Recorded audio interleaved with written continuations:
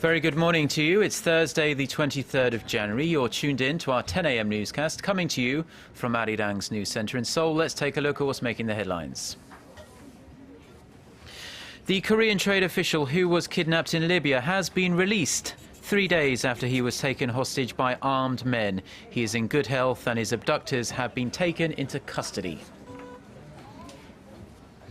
In her opening speech at this year's World Economic Forum in Davos, President Park Geun-hye says her envisioned creative economy would help resolve global issues, namely low growth, high unemployment and income imbalance. Plus, in the aftermath of Korea's largest ever personal data leak, the state financial regulator lays out measures to prevent such a breach happening again and to minimize the financial damage to those affected. Some good news to start off with, though. The Korean trade official who was kidnapped in Libya early this week has been released and is safe and unharmed. For more, let's connect now to our correspondent Hwang Sung-hee at the Foreign Ministry. Sung-hee, we hear the official is fine. What other details do we know at the moment?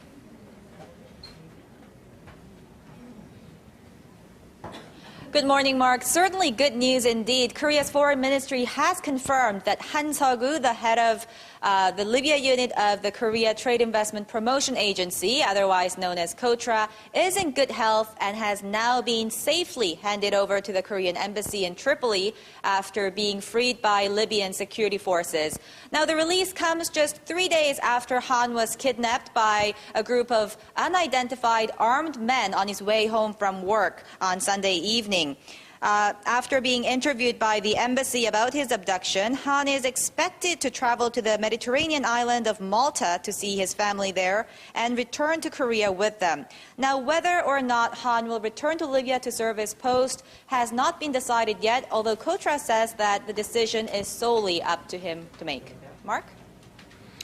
Well, it certainly is a relief to know that he's now in safe hands, and for his family in particular, it must have been an extremely hard time for them. But I suppose the question on everyone's lips now will be whether a ransom was paid for his release or not.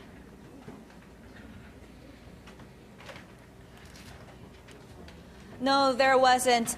Although there are reports that the kidnappers asked for as much as $2 million in return for Han's release. But Seoul's foreign ministry says that it's the Korean government's principle not to pay ransoms for abductees, and said that ever since the day Han was abducted, it has been working closely with the Libyan government to secure Han's release. The rescue operation was led by Libyan security forces, and they have arrested the 4 kidnappers who are reportedly part of a small militia. We don't know why Han was taken in the first place, but it's believed that the abduction was not ideologically or politically motivated, but that the kidnappers were after money. Many parts of Libya have been hit by violence and unrest in recent years following the ouster and death of Muammar Gaddafi, and there are around 7,000 such armed militias across the country, with foreigners often being targeted in recent days. Mark? Well, it certainly is very good news. So thank you very much, Sung-hee. That was our Hwang Sung-hee reporting on the safe release of Han Seok-woo, who is the Korean trade official who was kidnapped in Libya earlier this week. Now over to Davos, where President Park Geun-hye emphasized the creative economy and entrepreneurship during her opening speech at the World Economic Forum. Our Arjun, who is traveling with the president, filed this report.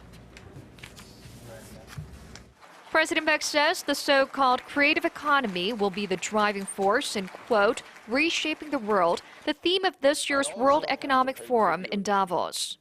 In her opening speech at the first session of the global event, President Park pointed to entrepreneurship as the key to realizing a creative economy together with creativity.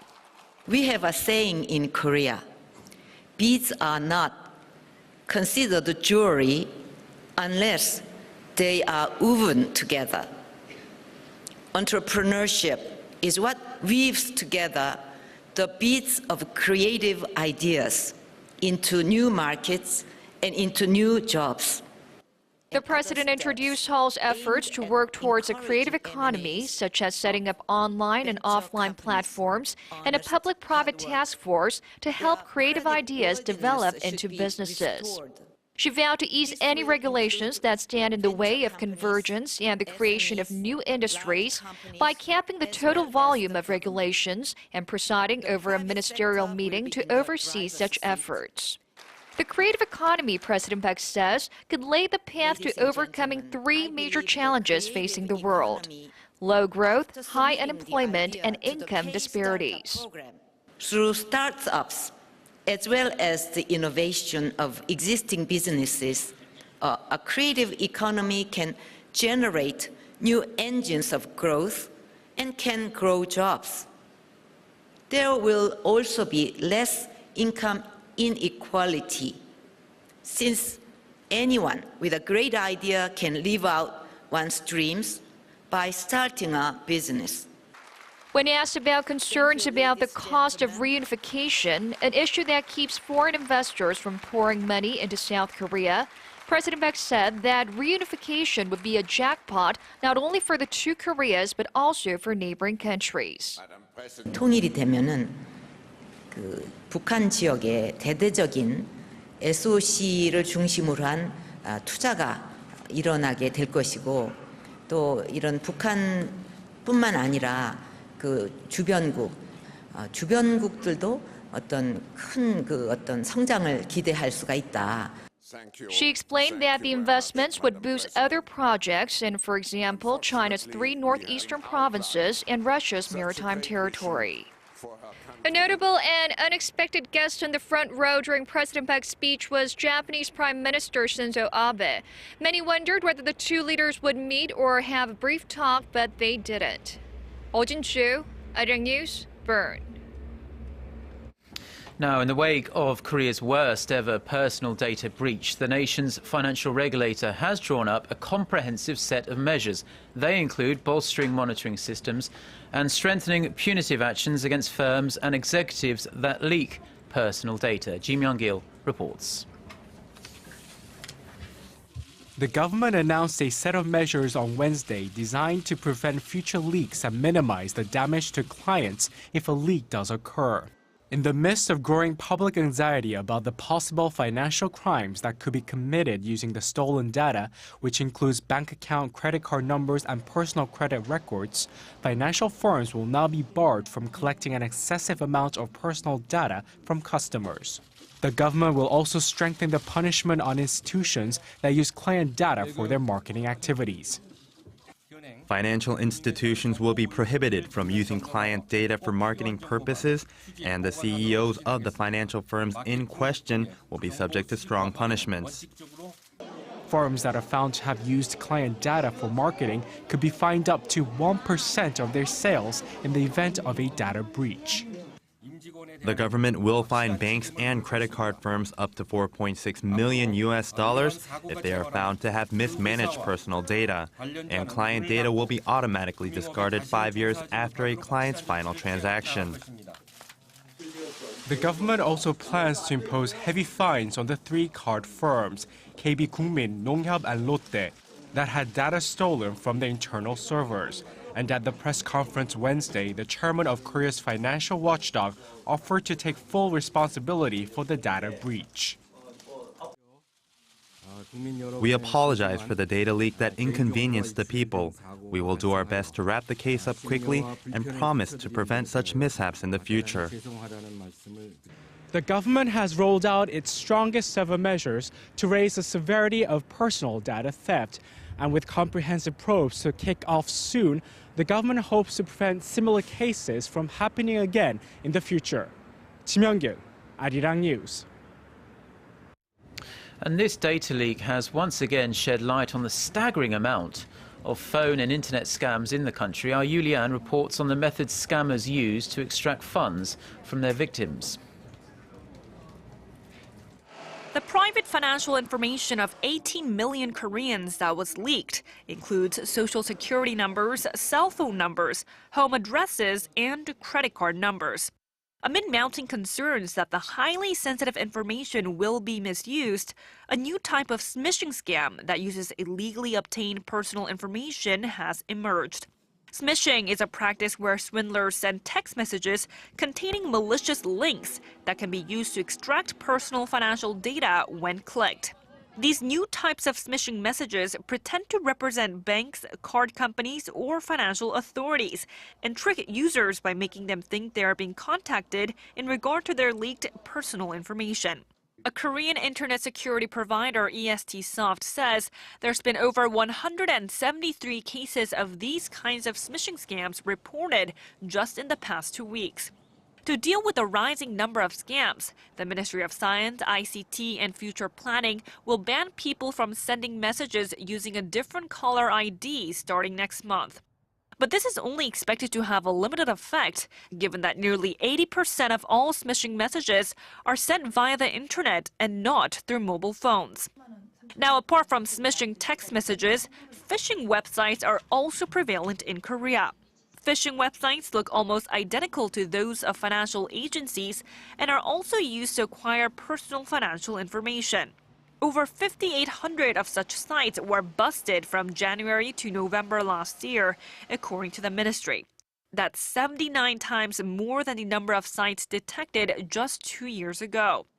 Now that a load of personal information has been released, increasing the risk of financial scams, people are advised to refrain from clicking unspecified links from text messages and limit the amount of transactions made through mobile phones. Yuri-an, ARIRANG News. Over now to the latest on the bird flu outbreak in the nation. The government says it now suspects that a migratory bird called the bean goose could be the culprit behind the country's first bird flu in 3 years, in addition to the Baikal teal ducks, originally blamed for bringing the virus to Korea. The Agriculture Ministry says that H5N8, the same strain found in the Baikal teal ducks, was detected in the carcasses of bean geese found near a reservoir where the outbreak was first detected in Go-Chang-gun County, Jeollabuk-do Province. The ministry added that the number of farms in Korea infected with bird flu has now increased to 8 and that 6 other farms are being inspected for signs of the virus. In economic news, the Korean economy is widely believed to be moving into a firm but moderate recovery phase. It grew 2.8% last year from the previous year, rebounding for the first time in 3 years. The Bank of Korea says the rise in the nation's gross domestic product came largely from rising exports, private consumption and construction investment. Construction investment in particular rose nearly 7% last year compared to a 2% drop in 2012. The yearly growth was earlier forecast by the government and the central bank. The recovery follows a 0.9% growth in the October to December period last year compared to the third quarter, when it grew 1.1%. The former chief of Korea's spy agency, Hwang Sung-hee, has been sentenced to 2 years behind bars for taking kickbacks from a businessman while in office.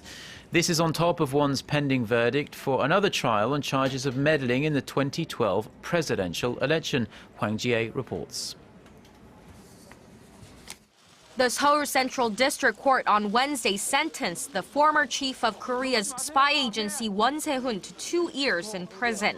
One who headed the National Intelligence Service under President Lee Myung-bak was found guilty of taking bribes from the head of the now bankrupt Hwangbo Construction for helping the company win bids for major construction deals between 2009 and 2010. He took some 160 million won, or roughly $150,000 in kickbacks. The Seoul court also ordered the former spy chief to pay a fine of $150,000. The court pointed out that the heavy punishment was inevitable considering the seriousness of the crime and that Won had not expressed sincere regret for his actions. Won is also currently on trial on charges of meddling in the December 2012 presidential election.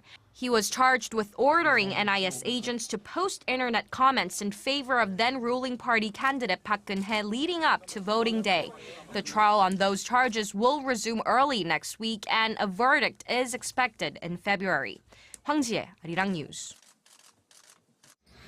The much-anticipated international talks aimed at bringing peace to Syria have erupted into a war of words between the Syrian regime and the Western-backed main opposition. Wednesday's talks in the Swiss town of Montreux mark the first time the Syrian government and the moderate opposition have met face-to-face since the conflict began nearly 3 years ago. Both sides refused to compromise on the future role of Syrian President Bashar al-Assad in the transitional government. Siding with the opposition, the US said Syria cannot be saved with Assad in power. Russia, however, complained of outside interference in Syria's interim government. Despite the wrangling, UN envoy Lakhdar Brahimi said the Syrian government and the opposition would discuss humanitarian aid, prisoners' release and local ceasefires. Direct discussions in Geneva will open on Friday as planned. Turning to Ukraine now, which appears to be descending into chaos, emerging from talks with President Viktor Yanukovych Wednesday, the country's opposition leaders said talks aimed at quelling the escalating street violence had failed, calling on their supporters to prepare for a police offensive.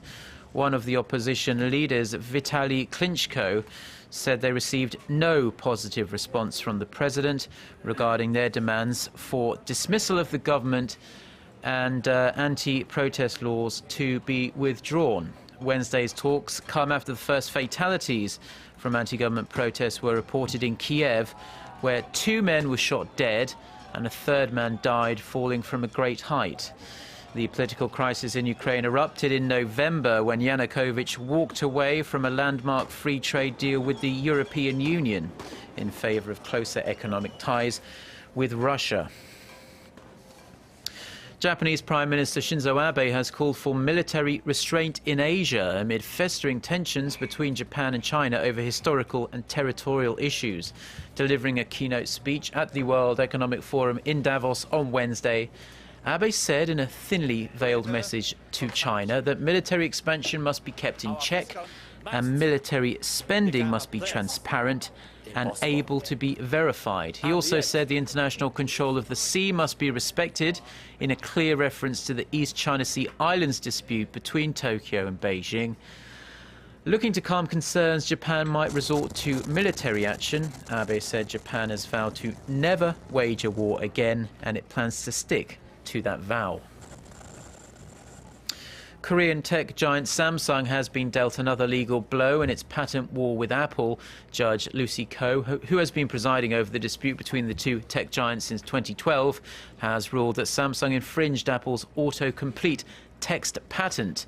The autocomplete function suggests completed words after a user has part-typed them, so messages can be inputted more quickly.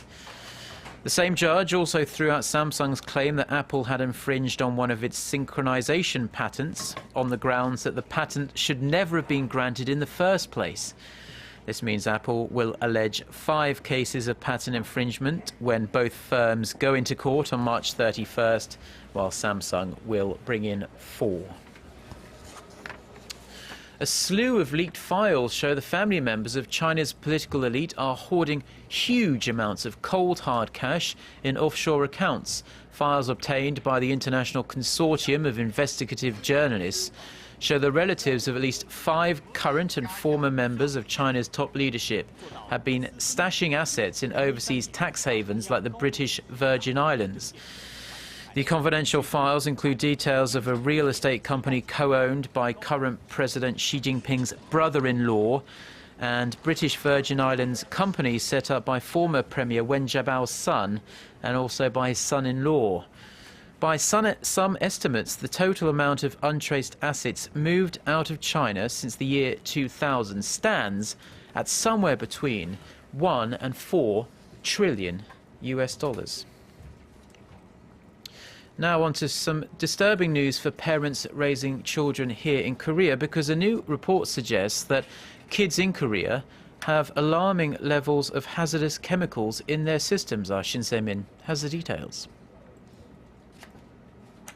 Korean children have excessive amounts of lead, mercury, and bisphenol A in their bodies, levels far higher than those found in children in other countries. That's according to a Ministry of Environment report released Wednesday. It shows that Korean children between the ages of 6 and 18 have toxic substances like lead and mercury in their bodies at 7 times the level found in children in other developed countries. For mercury, the levels found were 7 times higher than were found in children in Canada. The report also found high levels of bisphenol A in children, a toxic material used mainly in plastic products. The amount of this toxin found in teenagers is nearly double that found in adults, particularly concerning as bisphenol A can disturb the endocrine system, which is responsible for producing hormones. The good news is that although the levels detected are quite high, they still fall below the dangerous level set by the U.S. Centers for Disease Control and Prevention and the Environmental Protection Agency. Still, the numbers are alarming. A researcher at the National Institute of Environmental Research said that even though the toxic levels fall below the threshold of what's considered dangerous, if they remain consistent or even rise, they could lead to disorders related to the reproductive system. Children are more susceptible to toxins because of frequent exposure to toys with toxic chemical contents. To reduce exposure to these hazardous substances, it's advised that children wash their hands frequently and that parents be more mindful when purchasing toys. Shin Se-min, ARIRANG News.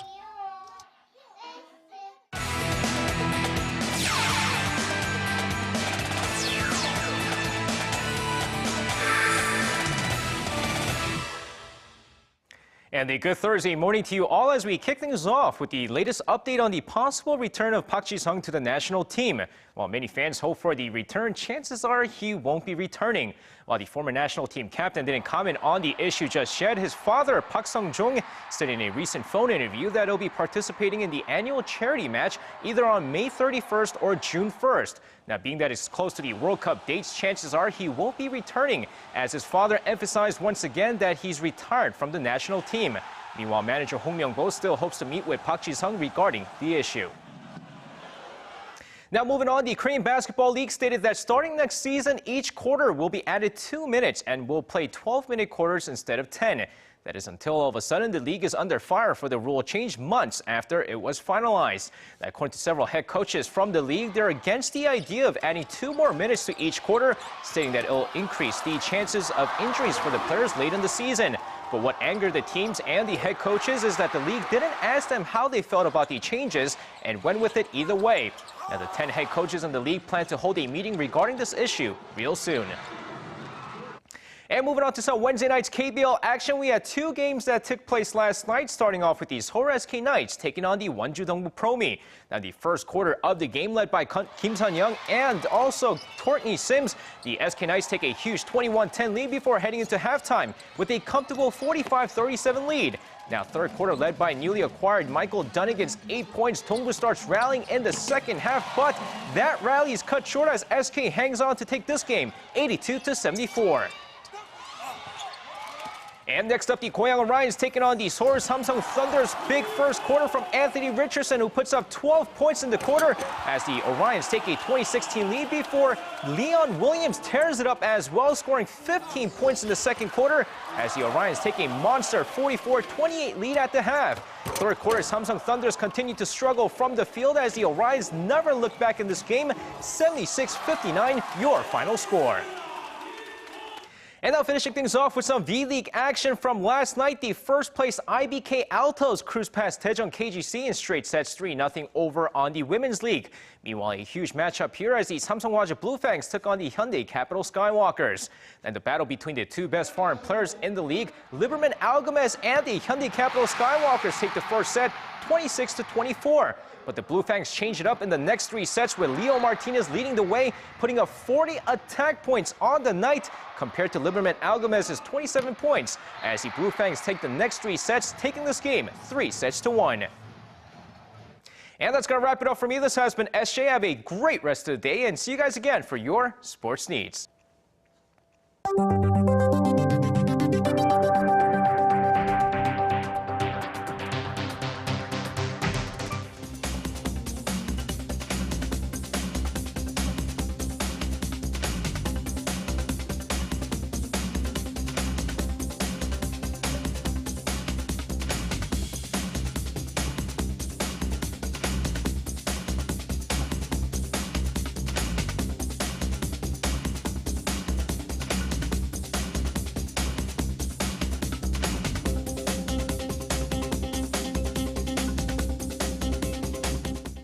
Time now to check in on the weather conditions in Korea and around the world.